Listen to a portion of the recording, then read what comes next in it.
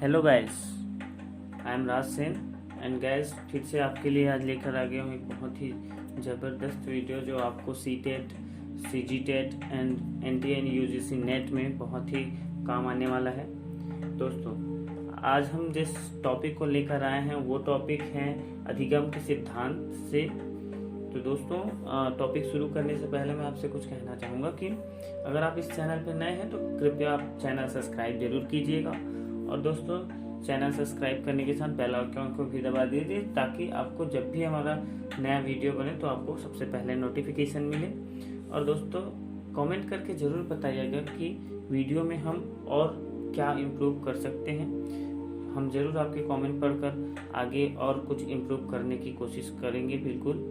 तो आइए, आज हम आपका ज़्यादा और समय न लेते हुए आते हैं सीधा टॉपिक पे।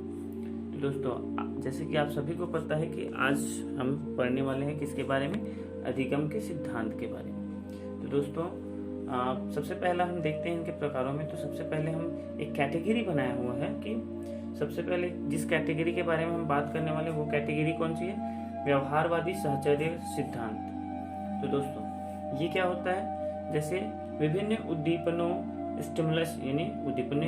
स्टिमुलस के प्रति सीखने वाले की विशेष अनुक्रिया होती है। इन उद्दीपनों तथा अनुक्रियाओं के साहचर्य से उसके व्यवहार में जो परिवर्तन आते हैं उनकी व्याख्या करना ही इस सिद्धांत का उद्देश्य होता है। मतलब क्या समझे दोस्तों, कि जैसे हम किसी चीज को सीखने के लिए मतलब कुछ चीज रखा है। जैसे हम देखते हैं कि स्टिमुलस के रूप में हमने देखा कि जैसे थॉर्नडाइक ने अपना वो दिया, जो सिद्धांत दिया, उसमें उन्होंने भूखी बिल्ली को रखा था और उसके सामने एक स्टिमुलस रखा था। वो स्टिमुलस क्या था, मछली का टुकड़ा। तो मछली के टुकड़े को देखकर जो उनके व्यवहार में परिवर्तन आया है ना, मान सकते हैं एक उदाहरण के तौर पर कि किसी चीज को देखकर जो हमारी हम किसी चीज को देखकर जो हम अपना प्रतिक्रिया देते हैं, जो भी हमारे द्वारा कार्य किया जाता है और जिससे हमारी व्यवहार में क्या होती है, परिवर्तन होती है, उनकी व्याख्या करना ही इस सिद्धांत के उद्देश्य होता है। ठीक है, अब देखते हैं इस प्रकार के सिद्धांतों में मुख्यतः कौन ज्यादा वो है इन्वॉल्व है, जैसे थॉर्नडाइक, वाटसन, पावलोव तथा स्किनर आदि अधिगम के सिद्धांत में आते हैं। इस प्रकार के अधिगम के सिद्धांत में इन लोग आते हैं। तो दोस्तों, आइए देखते हैं बारी बारी से कि इन्होंने किस पर वो अपना प्रयोग किए और इनका जो रिजल्ट रहा वो कैसे रहा। ठीक है दोस्तों, तो सबसे पहले हम जिनका बात करने वाले हैं वो है थॉर्नडाइक का प्रयास एवं त्रुटि का सिद्धांत। दोस्तों, ये बात आप जरूर याद रखिएगा कि थॉर्नडाइक ने जिस सिद्धांत प्रतिपादित किया है अधिगम का, वो सिद्धांत कौन सा है, प्रयास एवं त्रुटि के। ठीक है, उनके सिद्धांत को इस नाम से जाना जाता है। दोस्तों, थॉर्नडाइक के अधिगम के सिद्धांत को प्रयास एवं त्रुटि सिद्धांत के अलावा और भी बहुत सारे नाम से जाना जाता है। और क्या क्या है, जैसे उद्दीपन अनुक्रिया का सिद्धांत भी बोला जाता है, संयोजनवाद सिद्धांत तथा अधिगम का संबंध सिद्धांत इत्यादि अन्य नामों से भी जाना जाता है। दोस्तों, थॉर्नडाइक ने अपने अधिगम के सिद्धांत से संबंधित एक प्रयोग किया था। ठीक है, उन्होंने प्रयोग किया था एक बिल्ली के ऊपर। याद रखना दोस्तों, थॉर्नडाइक ने किस पे प्रयोग किया था, बिल्ली के ऊपर। कभी कभी ये क्वेश्चन आती है कि थॉर्नडाइक ने प्रयोग में किस पे प्रयोग किया था।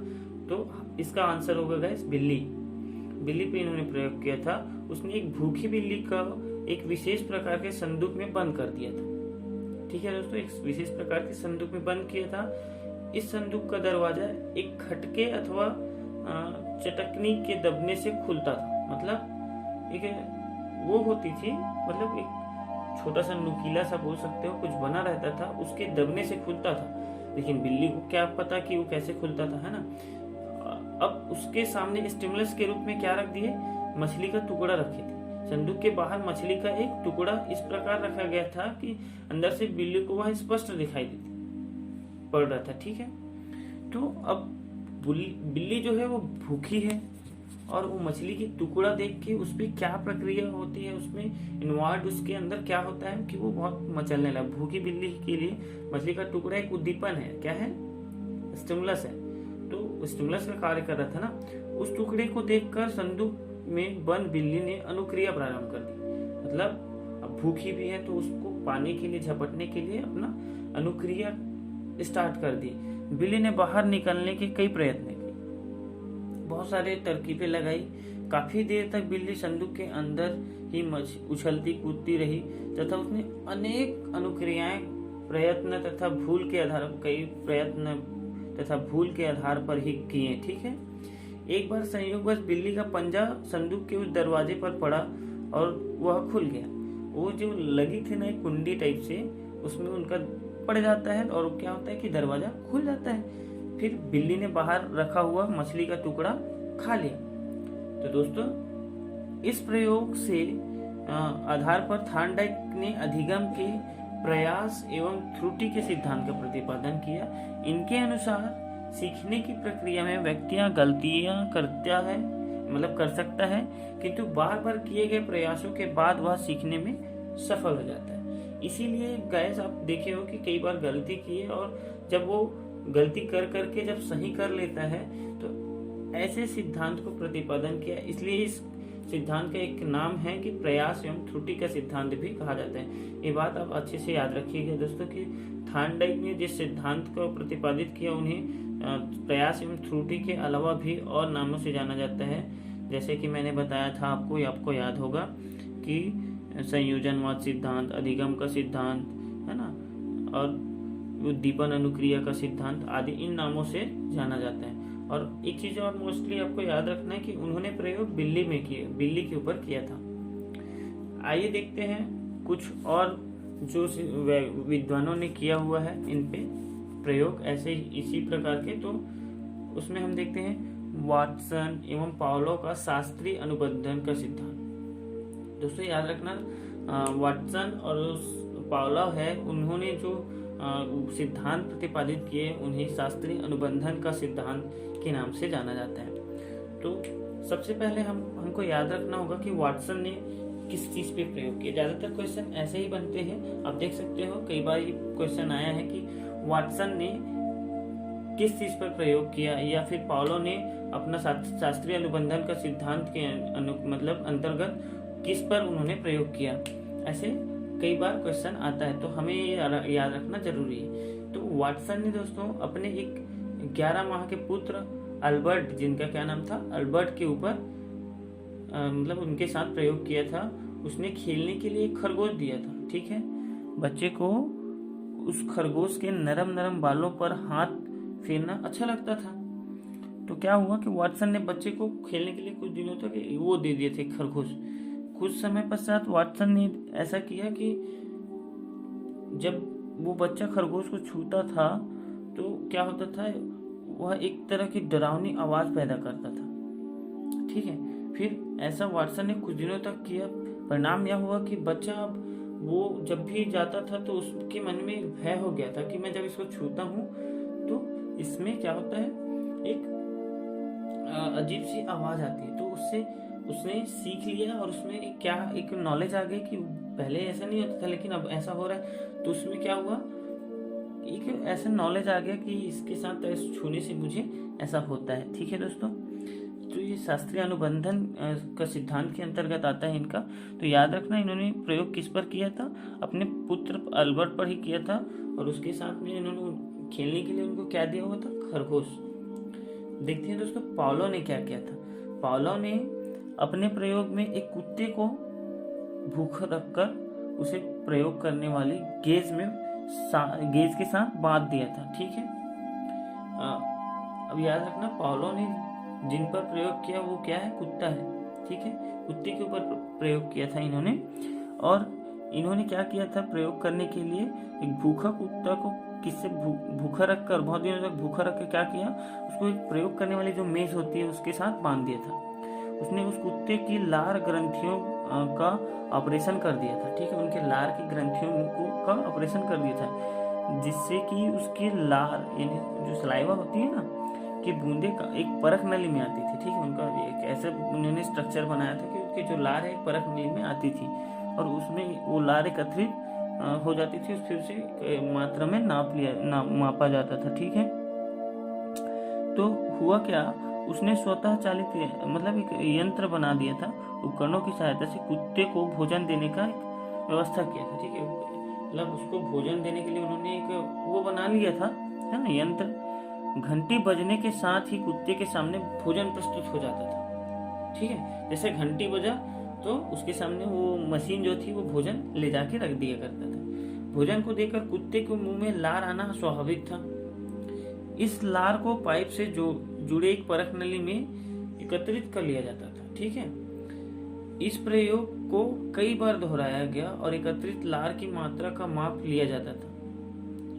ठीक है, इससे क्या हुआ कि उनमें भी मतलब जब हम स्टिमुलस देखें, कुत्ते ने जब देखा कि, तो उसके माइंड में वो क्या हो गया, एक चीज फिक्स हो गया। ठीक है, इससे उन मांस जब भी देखता था तो क्या हो जाता था, उसके मन में एक मनोवैज्ञानिक वो बन गया था। ठीक है, मतलब इन जो उन्होंने दोनों ने जैसे प्रयोग किया, इनके मनोवैज्ञानिक निष्कर्ष इन्होंने ये निकाला कि जब किसी प्रक्रिया को बार बार दोहराया जाता है तो अस्वाभाविक उद्दीपक भी वही प्रतिक्रिया देने लगता है जो स्वाभाविक उद्दीपक देते हैं। ठीक है, जैसे एक शुरू में हमने देखा कि वो पहले वो कुछ नहीं होता था, लेकिन जब खरगोश क्या हुआ कि आवाज देने लगती थी, तो अब उसके मन में वही बैठ गया कि जो नहीं होता है वो भी उसको लगने लगा कि यह यही होता है, ऐसे उसको लगने लगा था। ठीक है, इसीलिए बोला जाए कि अस्वाभाविक उद्दीपक भी वही प्रक्रिया देने लगता है जो स्वाभाविक उद्दीपक देता है। जैसे